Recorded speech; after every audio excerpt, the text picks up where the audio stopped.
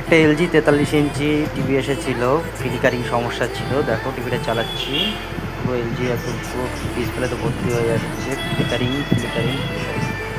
এছাড়া এর মধ্যে আর কিছুই ছিল না। তো টিভিটা খোলার পরে যেটা দেখলাম, এর মধ্যে ভালো করে ডায়াগনোসিস করলাম, ডিএসও দিয়ে পুরো সিগন্যালগুলোকে, যতগুলো সিগন্যাল ছিল সব সিগন্যাল একটা একটা করে চেক করলাম।